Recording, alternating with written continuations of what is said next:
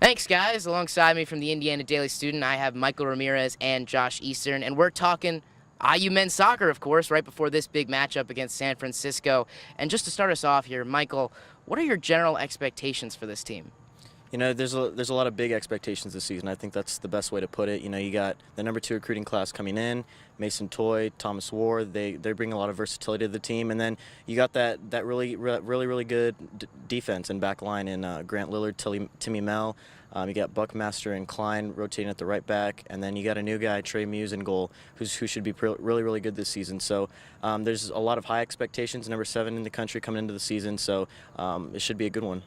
Now, looking at the team, one of the biggest holes has to be Tanner Thompson. And how are you going to replace him? Now, Josh, I know you recently wrote a piece about Trevor Swartz and his relationship with Tanner and his potential to possibly replace him. Can you just talk about the dynamics between Tanner and Trevor? Yeah, well, both of them grew up about 40 minutes away from each other, just outside of Sacramento, all the way back in California.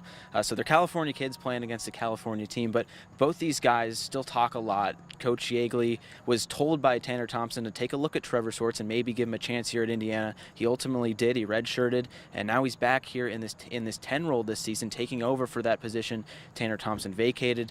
Obviously, Tanner Thompson playing just up the road for the Indy 11, so they still talk a lot. They're still close geographically, and Tanner still talks a lot with Trevor Swartz. And Trevor Swartz, of course, is going to play a vital role if Indiana is going to try and improve on one of their biggest struggles last season, which was goal scoring. And Michael, how do you think this team adjusts and finds a way to get the ball in the back of the net a little bit more often? Yeah, you got some new guys coming in, Thomas War, Mason Toy, and then you got Hyacinth, who's coming back from last season.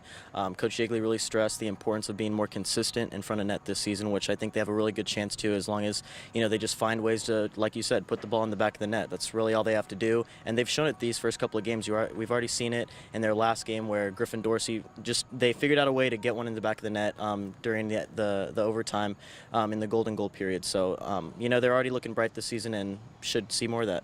And you mentioned a few freshmen in your conversation about goal scoring. One of them, Griffin Dorsey, recently took home Big Ten Offensive Player of the Week. Josh, what have been your impressions of the freshman class and how they've played and carried themselves so far? Well, first of all, they've come in and they played impact minutes. They're already starting. We saw Thomas War get in the starting lineup. We saw Griffin Dorsey, Trey Muse. They're all over the field, really.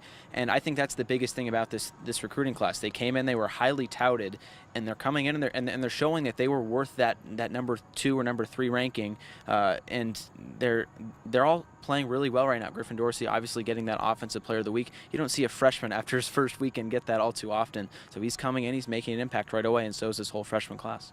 Now, lastly, for both of you, who's a player that no one's really talking about that you think might break out and really have a big impact on the performance of this Indiana team? I definitely think it starts up top with Thomas War. He's coming in. He started the first 2 games of the season at striker, and if he continues that and continues to play well, I don't think he's going to be knocked off of that starting lineup in that starting 11. So I think if he just stays consistent in front of the net, like we already talked about, I think there should be no problem with him staying in that starting 11 and him keep improving as the season goes on. I'm going to go with Frankie Moore. He's kind of a holding midfielder. Nobody really talks about him because he doesn't really do all that much on the score sheet. He does a lot on the field, and if you watch Indiana play, you're going to see him sitting right in front of that back line with Jeremiah Gutjahr, and you don't really talk about Frankie Moore all that much because he doesn't really score that many goals, but he plays such good defense, and he does what he needs to do on the field so well, and that's what makes this team kind of tick, because he lets the front 4, front 5 do what they want to do. It also gives a little bit more of a buffer to that back line that's already pretty good. So Frankie Moore is kind of a guy that you're not going to see a whole lot on the stat sheet, but he's doing a lot on the field. Well, that does it for us. Thank you very much, and we'll send it back to you guys before the big matchup against San Francisco.